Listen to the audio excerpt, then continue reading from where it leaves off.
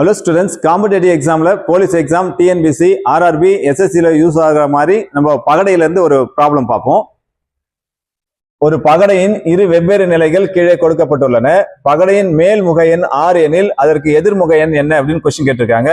இங்க ஒரு பகடையோட ரெண்டு பொசிஷன் கொடுத்திருக்காங்க. இந்த ரெண்டு பொசிஷன்ல இது டாப் பொசிஷன், இங்க டாப் பொசிஷன், ஃப்ரண்ட் பொசிஷன், இது ரைட் சைடு. ஐடியா என்னன்னு கேட்டீங்கன்னா, உங்களுக்கு same number on the same face அப்படின்னு பார்ப்பாங்க. அப்போ டாப்ல இது சேம் ஃபேஸ், இது டாப் சேம் ஃபேஸ். எப்படின்னா ரெண்டு நம்பரும் எப்படி இருக்குன்னா சேம் நம்பர் இருக்கு, 4 இருந்தா நம்மளுக்கு ஐடியா என்னன்னு கேட்டா, இப்போ 6 என்ற முக எண்ணுக்கு எதிர்முக எண் என்ன வரும்னு கேட்டீங்கன்னா 3ன்னு வரும். 6க்கு முக எண் 3. அதே போல 2க்கு முக எண் என்ன வரும் அப்படின்னு கேட்டீங்கன்னா 1 வரும்.